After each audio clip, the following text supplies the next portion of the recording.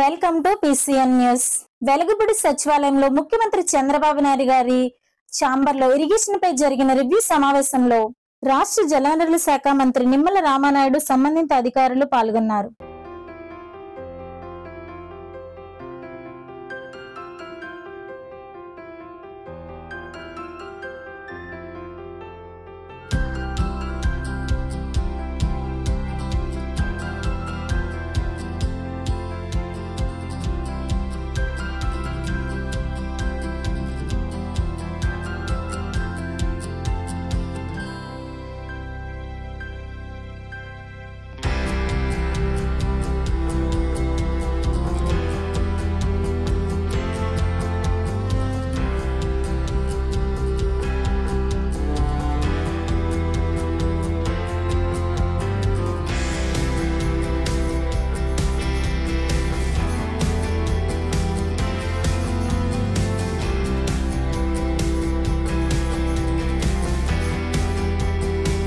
Second news. రైతు పక్షపాత ప్రభుత్వం టీడీపీ ప్రభుత్వం అని పలువురు నాయకులు తెలిపారు. యలమంచిలి మండలం గుంపరులో ప్రభుత్వం అందించే 80% సబ్సిడీ వరి విత్తనాలను రైతులందరికీ అందించి మాట్లాడారు. ఈ కార్యక్రమంలో వ్యవసాయ శాఖ అధికారులు, టీడీపీ నాయకులు, కార్యకర్తలు పాల్గొన్నారు.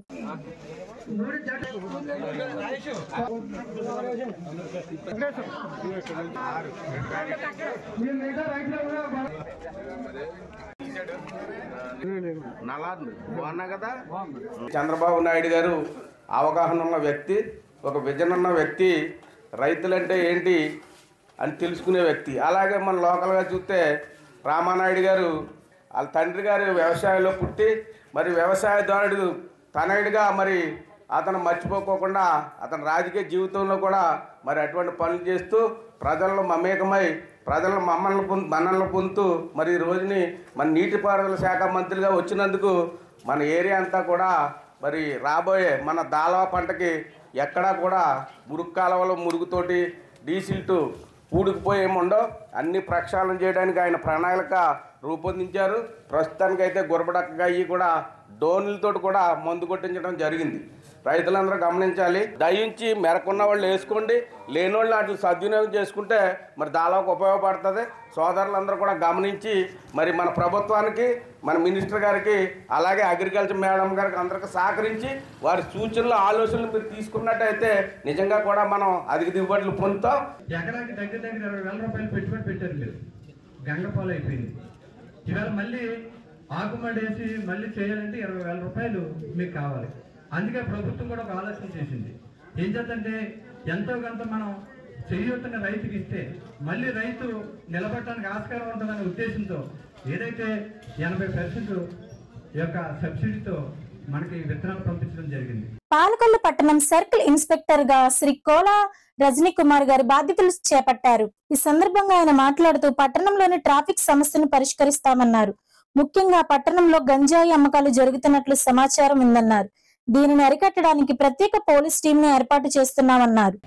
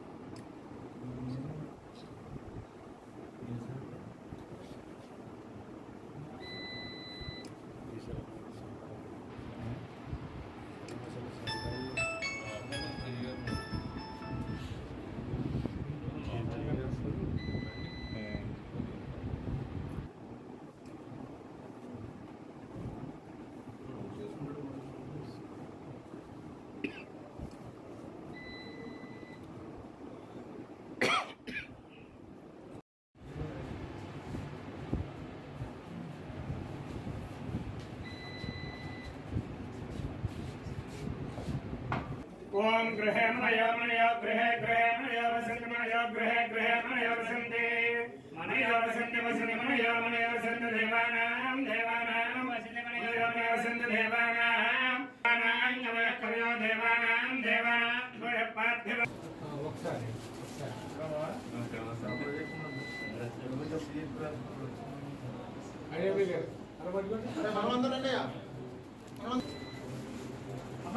టౌన్ స్టాప్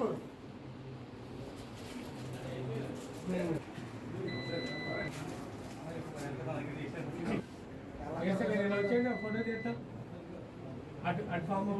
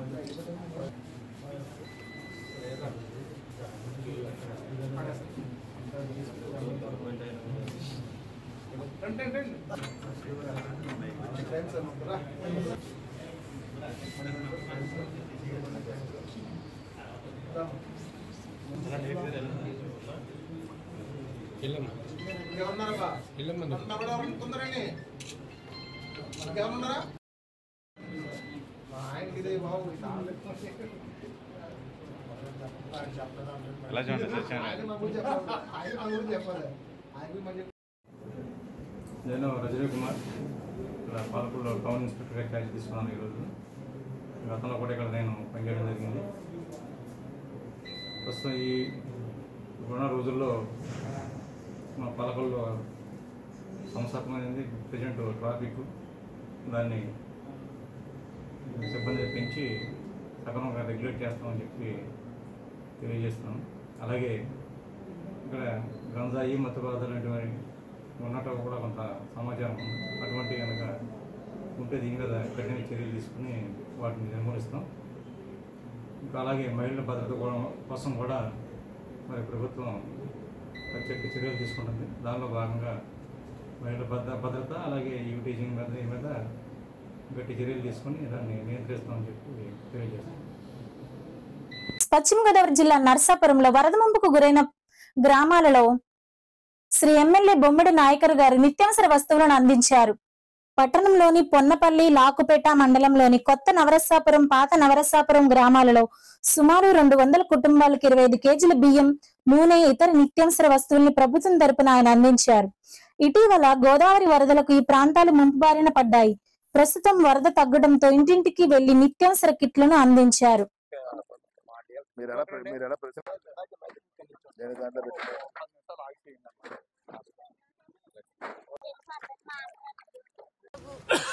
వల్ల మనకి గోదావరి పోర్టు వల్ల మనకి గోదావరి గట్టునున్న ఈ ప్రాంతంలో కొన్ని ఇళ్ళు నీట మొలవడం వల్ల 145 ఇళ్ళు నీట పొలిగినాయని గుర్తించి వాటికి ఆర్థిక సహాయం పైన కలెక్టర్ గారికి మాట్లాడి మంజూరు చేయించారు. సో సార్ ఇప్పుడు మీకు కదా సరే ఓకే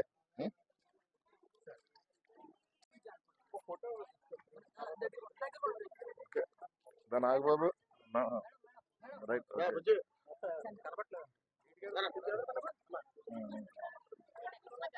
పర్లే ఆవిడ హైట్ ఉన్నారు పర్లేదు ఆవిడ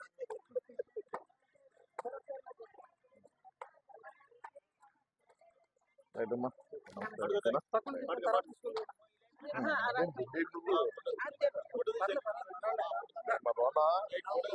అండి. మరి ఈ రోజున నరసాపురం పట్టణం మన పొన్నపల్లి గ్రామంలో మొన్న జరిగినటువంటి అధిక వర్షాలకి ముంపు గురైన ఇళ్లకు కూడా ప్రభుత్వం నుంచి దాదాపు ఇక్కడ 145 ఇళ్లను గుర్తించడం, మరి వారందరికీ కూడా ఇక్కడ మరి ఏదైతే రైస్ కానీ 25 కేజీలు, మరి కేజీ బంగాళదుంపలు, అది ఆయిల్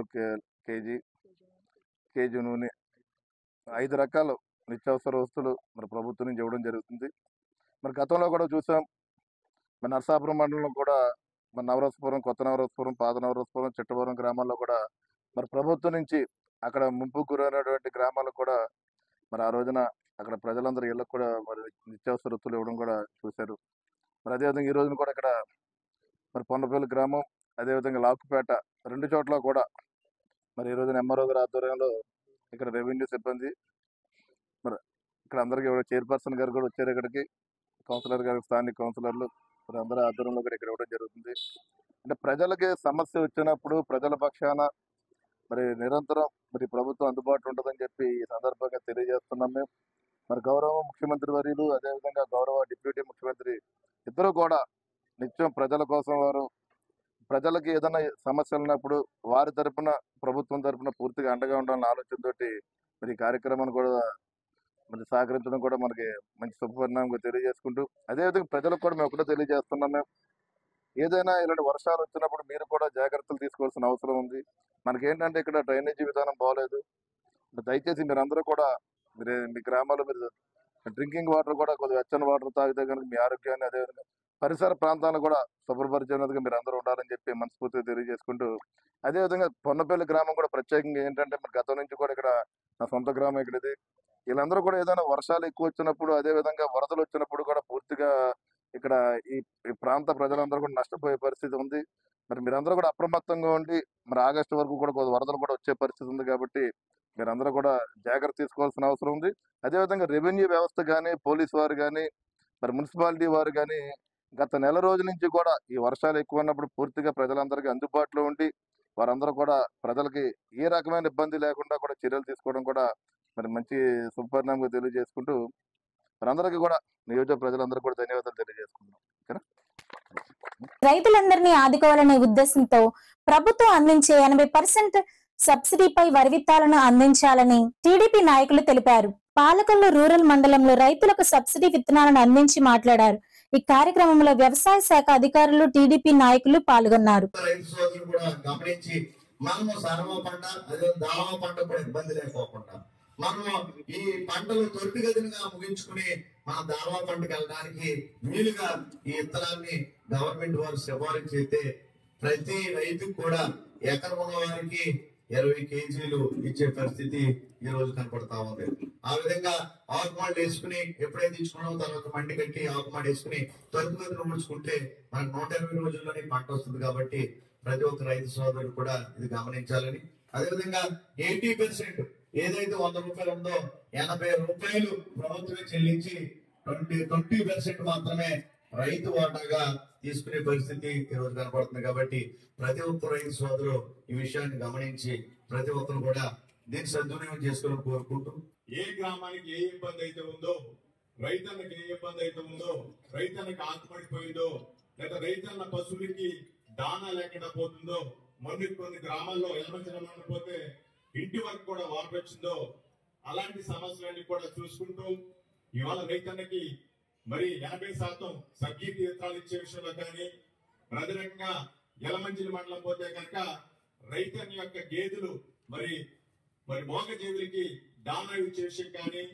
అదే రకంగా ఎలమంచిలి మండలంలో ఎక్కువగా అగ్రికల్చర్ సోదరులు కానీ, ఇతర సోదరులు కానీ మరి ఇంటి వరకు కూడా వాటర్ వచ్చేస్తే ఆ వాటర్ కి నుంచి బయటికి వెళ్ళి వాళ్ళు జీవనోపాధి చేసుకోవడానికి లేని పరిస్థితిలో సుమారుగా రేషన్ కార్డు వచ్చి 25 కేజీలు బియ్యం ఇచ్చే విషయంలో కానీ, పప్పు దినుసులు ఇచ్చే విషయంలో కానీ మరి ముందుండి నేనున్నానని పాలకొల్లు నియోజకవర్గానికి ఒక పెద్ద కొడుకులాగా పనిచేస్తున్నటువంటి నాయకుడు ఎవరైనా ఉన్నారంటే మన 175 నియోజకవర్గాల్లో మన జనవరి శాఖ మంత్రివర్యులు డాక్టర్ నిమ్మల రామానాయుడు గారిని ఈ వేదిక ద్వారా తెలియజేస్తున్నాం. ఉపాధి కార్మికుల వేతనాల బకాయిలను వెంటనే చెల్లించాలని ఏపీ వ్యవసాయ కార్మిక సంఘ ఆధ్వర్యంలో పశ్చిమ గోదావరి జిల్లా నర్సాపురం మండలం పరిషత్ కార్యాలయం వద్ద ధర్నా నిర్వహించారు. ఈ సందర్భంగా సంఘం జిల్లా నాయకులు కౌరు పెద్దిరాజు మాట్లాడుతూ ఒక నర్సాపురం నియోజకవర్గంలోని 3 కోట్ల పైనే బకాయిలు ఉన్నాయన్నారు. కార్మికులకు సకాలంలో వేతనాలు చెల్లించకపోవడం వల్ల వారి కుటుంబాలు పస్తులతో ఉండాల్సిన పరిస్థితి ఏర్పడిందని, ప్రభుత్వం ఈ విషయాన్ని గ్రహించి పెండింగ్ బకాయిలను విడుదల చేయాలని ఆయన డిమాండ్ చేశారు.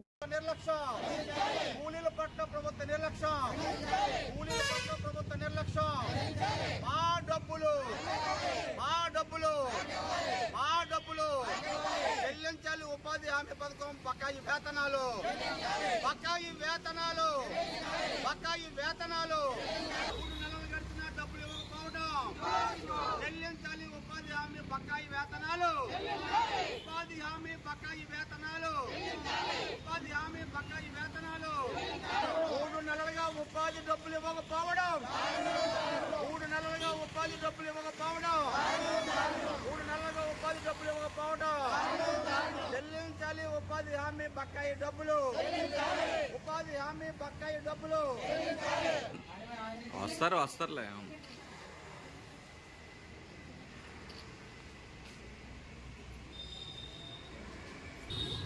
నమస్కారం అండి. మాది నా పేరు మల్లుల దుర్గా, నేను మాట్లాడుతున్నాను. ఉపాధి హామీ పని చేస్తామండి మేము, మా మేస్త్రి గారు మేమును. మాకు 3 నెలలుగా ఉపాధి హామీ పని డబ్బులు అసలే రావట్లేదండి. చాలా బకాయిలు ఉన్నాయి, పని కూడా మాకు చెప్పట్లేదు.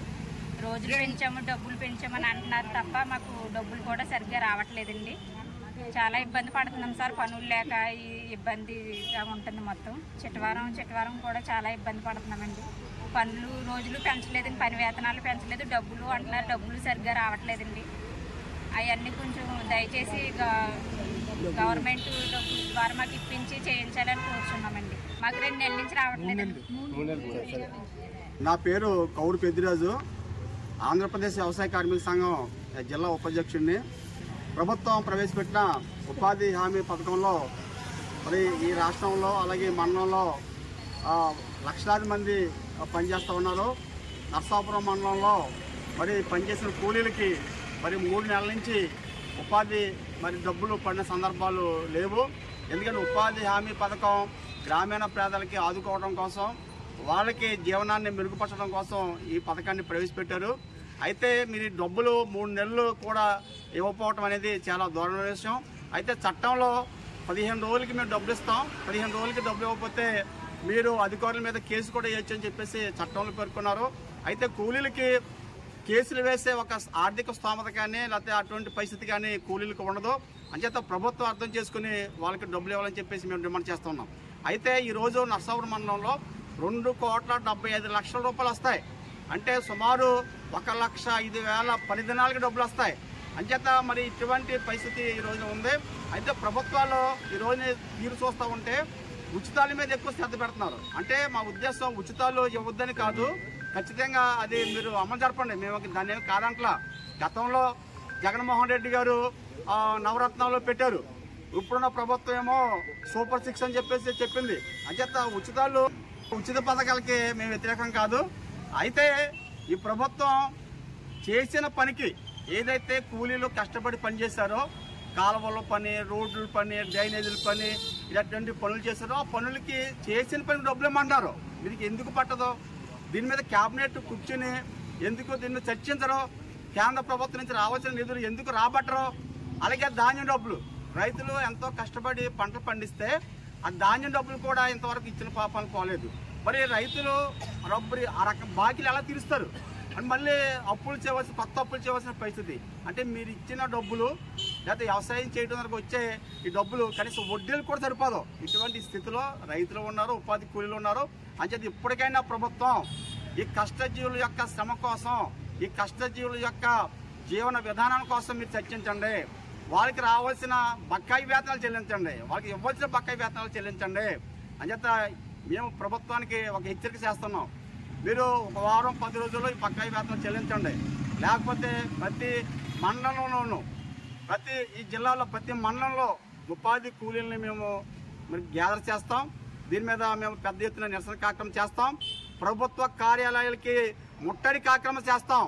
అంచేత ప్రభుత్వం ఆ రకంగా మరి అంత దాకా వచ్చేదాకా చూడకుండా ఇవన్నీ నిధులు ఇవ్వాలని చెప్పేసి మేము కోరుతూ ఉన్నాం. అలాగే వికసిత భారత్ అని చెప్పి చెప్తూ ఉన్నారు ప్రధానమంత్రి గారు. అలాగే నిన్న పవన్ కళ్యాణ్ గారు ఒక మాట చెప్తున్నారు, వికసిత ఆంధ్రప్రదేశ్ చేస్తామన్నారు. ఎక్కడే వికసిస్తాం అంటే మన రాష్ట్రం ఎక్కడే వికసిస్తుంది, దేశం ఎక్కడే వికసిస్తుంది అంటే ముఖేష్ అంబానీ గారు కుమారుడిపల్లి 5,000 కోట్ల రూపాయలతో చేసేస్తే వాళ్ళని చూసి వికసిత భారత్ అన్నారేమో. కానీ ఇక్కడ పని చేస్తే కానీ పూట గడలు పేదలు ఉన్నారు, వాళ్ళ జీవితాలు చూడండి మీరు. అంచేత మీరు వికసిత భారత్ వికసిత ఆంధ్రప్రదేశ్ కవులు చెప్పడం కాదు, వాళ్ళకి రావాల్సిన డబ్బులు ఉపాధి డబ్బులు అన్నీ చెల్లించాలి. లేకపోతే ప్రభుత్వాన్ని గట్టిగా నిలేస్తామని చెప్పేసి ఈ సందర్భంగా తెలియజేస్తున్నాం. ప్రకాశం బ్యారేజీ వద్ద నుంచి కెనాల్ అన్నింటికి ప్రక్షాళన చేసి సాగునీరు సమృద్ధిగా రైతులకు అందించేలా చర్యలు చేపట్టినట్లు మంత్రి నిమ్మల రామానాయుడు తెలిపారు. సచివాలయంలోని ఆయన ఛాంబర్లో విలేకరుల సమావేశంలో మాట్లాడారు. వరద నీరు సముద్రంలోకి కలవక ముందే రిజర్వాయర్లను నింపడానికి అధికారులకు ఆదేశాలు జారీ చేసినట్లు చెప్పారు. గత ప్రభుత్వ హయాంలో సాగునీటి కాలువలు, మురుగు డ్రైన్లను నిర్లక్ష్యంగా వదిలివేయడం వల్ల రైతులు నష్టపోయారన్నారు.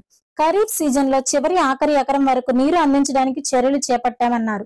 వరకు కూడా రిజర్వాయర్స్ ఏవైతే ఉన్నాయో, ట్యాంక్స్ ఏవైతే ఉన్నాయో వాటన్నిటిని కూడా ఫుల్ఫిల్ చేసుకోమని చెప్పేసి కూడా అధికారులు కూడా స్పష్టంగా ఆదేశాలు కూడా ఇవ్వడం జరిగింది. అదేవిధంగా ఏదైతే ఖరీఫ్ పంట ఏదైతే ఉందో వ్యవసాయ అధికారులు కూడా దాని మీద శ్రద్ధ పెట్టి ఆ ఖరీఫ్ను కూడా యాజ్ ఎర్లీ యాజ్ పాసిబుల్ కొంచెం ముందస్తుగా ఆ ఖరీఫ్ను కూడా తీసుకున్నట్లయితే వాళ్ళకు కూడా నీటిని మనం సమృద్ధిగా రేపు మళ్ళీ సైక్లోన్స్ వచ్చే సమయానికి వాళ్ళ పంటని జాగ్రత్త చేసుకోవడానికి అవకాశం ఉంటుంది. అట్లా ఖరీఫ్ను కూడా కొంచెం ఎర్లీగా తీసుకురామని చెప్పడం కూడా జరుగుతుంది.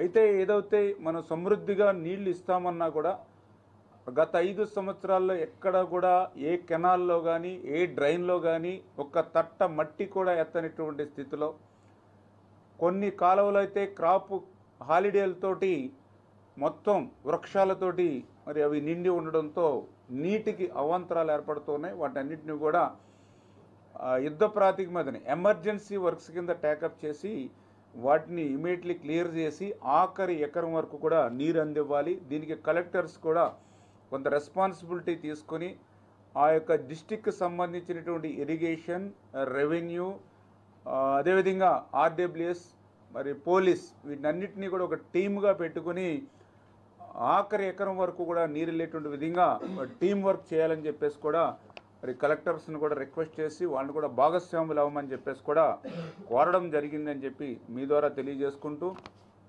అదేవిధంగా బండ్స్ కూడా, ఎందుకంటే మనం పూర్తి స్థాయిలో నీటి సమృద్ధిని ఉపయోగిస్తున్నాం కాబట్టి ఆ కాలువలు కొన్ని చోట్ల మరి ఏదైతే గండ్లు పడేటువంటి అవకాశం ఉందో, గండ్లు పడిన తర్వాత దాన్ని కనెక్ట్ చేసుకునే కంటే ముందుగానే వాటిని పరిశీలించి ఎమర్జెన్సీలాగా ఆ వర్క్స్ని కూడా ఆ గండి పడేటువంటి అవకాశం ఎక్కడైతే ఉందో అక్కడ కూడా రిపేర్ వర్క్స్ కూడా ముందుగానే చేయమని కూడా వాళ్ళకు కూడా ఆదేశాలు కూడా ఇవ్వడం జరుగుతుంది. ఎస్సీ దగ్గర నుంచి ఏఈ వరకు కూడా లస్కర్ వరకు ప్రతి ఒక్కరు కూడా రెస్పాన్సిబిలిటీ తీసుకుని ఆ యొక్క కాలువగట్ల మీద పర్యవేక్షణ 24 గంటలు కూడా చేయమని చెప్పడం కూడా ఆదేశించడం జరిగింది. అయితే దురదృష్టవశాత్తు గత 5 సంవత్సరాల్లో ఇరిగేషన్ శాఖని మూత వేసేసినటువంటి జగన్మోహన్ రెడ్డి పాలనలో అధికారులు కూడా తమ విధులను కూడా మర్చిపోయినటువంటి పరిస్థితి కూడా నాకు అక్కడక్కడ డిపార్ట్మెంట్లో కూడా కనిపిస్తూ ఉన్నటువంటి పరిస్థితి. ఎందుకంటే లాస్ట్ 5 ఇయర్స్లో వాళ్ళు మెయింటెనెన్స్ లేదు, కనీసం ఏ కెనాల్లో సిల్ట్ తీసేటువంటి పరిస్థితి లేదు, ఎక్కడ కూడా కనీసం వీడు ఇటువంటివి రిమూవ్ చేసేటువంటి పరిస్థితి లేదు, ఎక్కడ కూడా ఏ షట్టర్కి కానీ ఏ లాకులకు కానీ మరామతుల మాట అటుంచి గ్రీజ్ పెట్టి మెయింటెనెన్స్ చేసినటువంటి పరిస్థితి కూడా లేదు. అంటే 5 సంవత్సరాల్లో ఒక రకంగా చెప్పాలని అంటే ఇరిగేషన్ అధికారులకి పనులే లేకుండా అయిపోయినటువంటి పరిస్థితుల్లో వాళ్ళు పనే మర్చిపోయినటువంటి పరిస్థితి కూడా కనిపిస్తూ ఉంది. అందులో కూడా ప్రధానంగా నేను గత వారం రోజుల నుంచి కూడా ఏదైతే అటు శ్రీశైలం నుంచి ఇటు కృష్ణా వరకు కూడా ఎప్పటికప్పుడు ఎవ్రీడే మానిటరింగ్ చేస్తూ ఉంటే ఏదైతే కృష్ణా డెల్టాకు సంబంధించి ఏదైతే ఇక్కడ ఎస్సీ కూడా నిర్లక్ష్యం కూడా నాకు చాలా క్లియర్గా కనిపిస్తూ ఉంది. చాలా క్లియర్గా గత 10 రోజుల నుంచి ప్రతి చుక్క నీటిని ఒడిసిపట్టి పంట పొలాలకు పంపించమని మేము ఆదేశాలు ఇస్తూ ఉంటే దానికి మీటింగ్స్ కూడా పెట్టి మొన్ననే నేను 31వ తేదీన ఏదైతే మా సెక్రటరీ సాయిప్రసాద్ గారు, ఈఎన్సీ గారు అందరం కూడా ఎస్సీలతోటి మా క్యాంప్ ఆఫీస్లో మీటింగ్ పెట్టి చాలా క్లియర్గా కృష్ణా డెల్టాకు సంబంధించి కూడా ఇన్స్ట్రక్షన్స్ ఇచ్చాం. ఏదైతే పట్టిసీమ నుంచి వచ్చేటువంటి నీరు, అదేవిధంగా కృష్ణా లోకల్ క్యాచ్మెంట్ నుంచి వచ్చేటువంటి నీరుని, అదేవిధంగా ప్రకాశం బ్యారేజ్లో నిలువ ఉన్నటువంటి 3 టీఎంసీల నీరుని, అదేవిధంగా పులిచింతల్లో ఉన్నటువంటి నీటిని, వీటినన్నిటినీ కూడా ఎప్పటికప్పుడు ప్రతి క్షణం బేరీ చేసుకొని ఫుల్ ఫ్లెడ్జెడ్గా మాత్రం అటు ఈస్ట్ కెనాలు అదేవిధంగా ఇటు వెస్ట్ కెనాల్కి సమృద్ధిగా అంటే 16,500 క్యూసెక్కుల నీరు మేము పంపగలం ఆ కెనాల్స్ నుంచి అని ఏదైతే అధికారులు ఏదైతే చెప్పారో. నరసాపురం పట్టణం ఆంజనేయ స్వామి ఆలయ సమీపంలో జాతీయ రహదారి 216 రహదారిపై ఘోర రోడ్డు ప్రమాదం జరిగింది. సీతారాంపురం వైపు నుండి నరసాపురం వస్తున్న స్కార్పియో AP40 AP3344 వాహనం మోటార్ సైకిల్ను బలంగా ఢీకొట్టడంతో ఈ ప్రమాదంలో నరసాపురం మండలం మంగళగొట్టుపాలెం గ్రామానికి చెందిన మేకా మేరీబాయ్ 50 సంవత్సరాలు అక్కడికక్కడే మృతి చెందగా గోరింకల అలీహర్ 32కు తీవ్ర గాయాలయ్యాయి. ఈ ఘటనలో 6 మోటార్ సైకిళ్లు పాక్షికంగా దెబ్బతిన్నాయి. ఘటనా స్థలానికి చేరుకున్న ఎమ్మెల్యే బొమ్మిడి నాయకర్ మృతి చెందిన మేరీబాయ్ కుటుంబ సభ్యులకు సానుభూతిని తెలిపారు.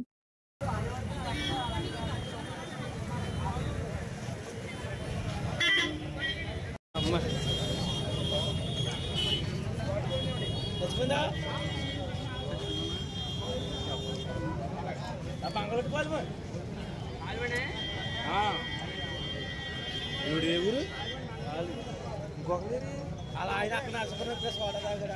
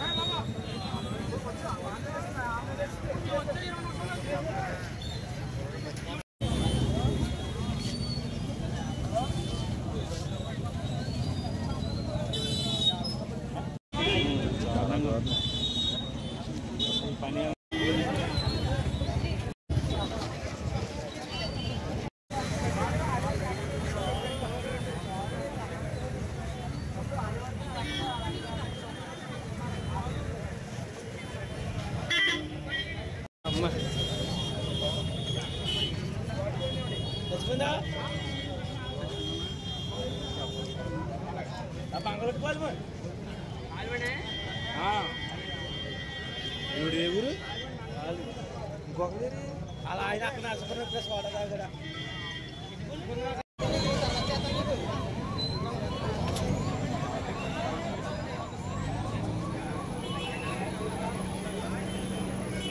పేదవాడి ఆకలి తీర్చాలనే ఉద్దేశంతో పాలకుల అన్నా క్యాంటీన్ వద్ద 1325వ రోజు శ్రీ తురగా సుధాకర్ శ్రీమతి మాధవి USA వారి పెళ్లి రోజు సందర్భంగా స్వగ్రామం తణుకు వారి కుటుంబ సభ్యులు అన్నదాన కార్యక్రమం ఏర్పాటు చేయడం అభినందనీయమని ధర్మారావు ఫౌండేషన్ సభ్యులు దాంతలను అభినందించారు.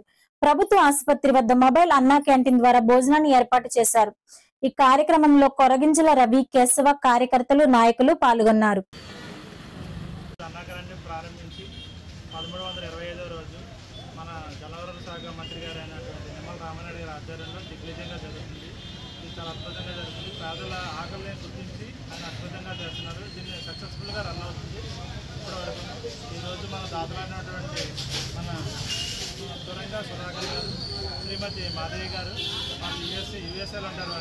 వారి స్వగ్రామం తలుపు, వారి కుటుంబం ఆరోగ్యాలతో చల్లగండాలని కోరుకుంటున్నారు.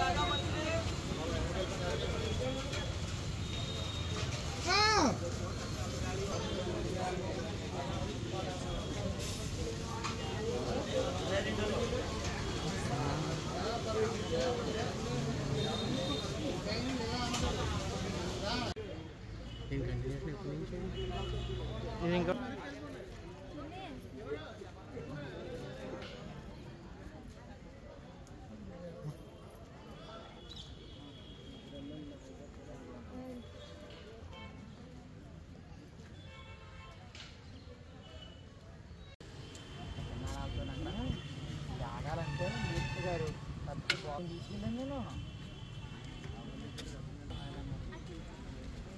బట్టి కూడా